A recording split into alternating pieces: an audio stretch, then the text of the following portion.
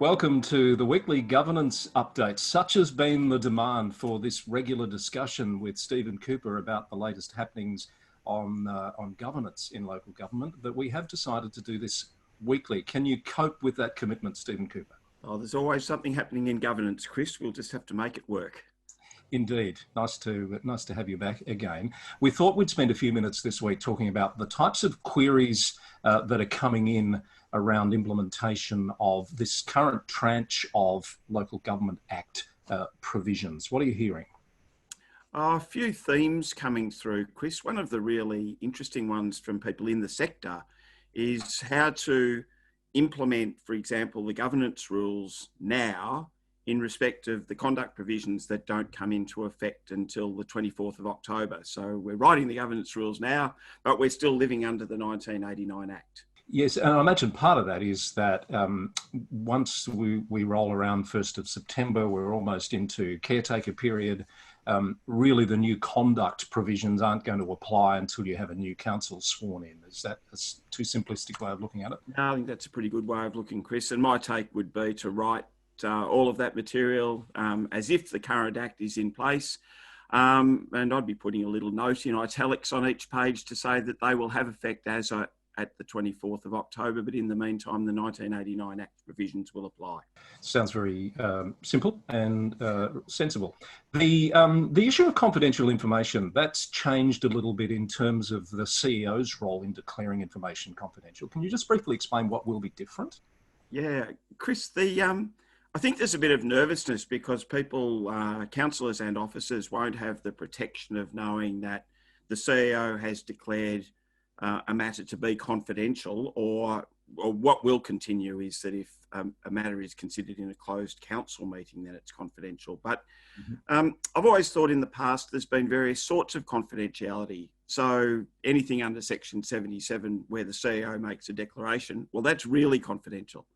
And there's penalties attached to breaching that confidentiality. But equally, most councils in their code of conduct would have some sort of provision saying that matters discussed at briefing are not for public discussion. Or, for example, everyone in local government deals with privacy issues. So just because we have information doesn't mean that we can share it. So information management remains an important topic. The 2020 Act places a lot more onus on councillors and officers to be aware of what might be confidential. So the CEO won't make a declaration regarding upcoming planning decisions, for example, but the 2020 Act will say those matters are confidential because release may encourage speculation based on information that's not already out in the market. So, Steve, I would have thought in practice, good practice would be a regular dialogue about matters that are likely to be confidential, to remind people to actually go through that thought process about what they do, what they say in terms of information that might be confidential.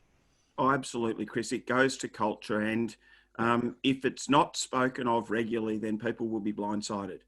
And certainly the administration in each council will play a role in making sure that the councillors are alert to it. You know, in the councillor induction program, I'm sure it'll get a run.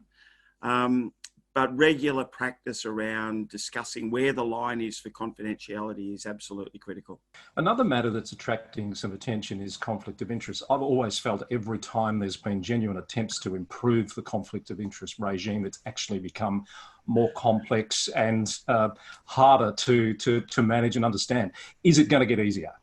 Yes and no, and it depends. Yes, okay.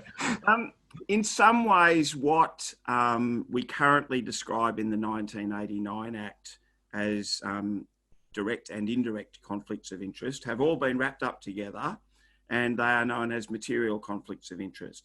There are some minor changes, but if you look at matters that can be measured in dollar terms where you or your family might benefit or disbenefit, being on the board of a club or association, being involved in legal action in relation to a matter, all of those things are picked up in the 2020 Act. What's different, Chris, is that the 2020 Act treats what we would previously have called personal interest in a different way. So you'll recall that the current Act allows a councillor with a personal interest to raise that of their own volition, but there's no consequence if they don't. The 2020 Act has a thing called a general conflict of interest, which is a reasonable person test. Would a fair-minded, impartial person think that your public duty might be influenced by your private interest? Yeah. Put another, and that's, I suppose, a fair-minded person's not your worst enemy, and it's not your best friend. It's that mythical, reasonable person. And I think, Chris, the test is, would a reasonable person say that your decision might be influenced by the nature of the relationship? And that's a pretty broad spread. So what is the effect of the governance rules on these matters, confidential information, conflict of interest? Are they all encompassed within the governance rules that are required to be developed? I don't think you can write a governance rule that conflicts with the Act, Chris, and I should do the occasional reminder that I'm not a lawyer here, and there will be issues here where people should seek their own legal advice. One of the things that is required in the governance rules, though, is some procedures in terms of how councillors and officers and members of committees should declare those conflicts, what the processes are. Now, in effect, I think what that typically means is that councils will write something into their local laws that in some way replicates the current Act and requires abstention. So governance rules are being developed as we speak. Is there a model governance rule out there yet? It's coming. Right. It is imminent, Chris, yes. So I know there are people around the sector working on it, and the advice from the department is that a set of model governance rules is well and truly on the way.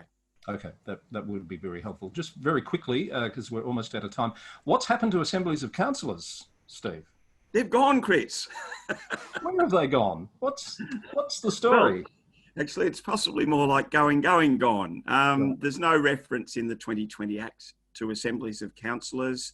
So, again, I think in amongst the governance rules and the transparency provisions of councils, it's something that each council should consider as to how it will provide transparency about meetings between councillors and officers outside of normal council meetings. I think Assemblies of Councils were there for a reason, because there was a distrust about decisions being made on quiet.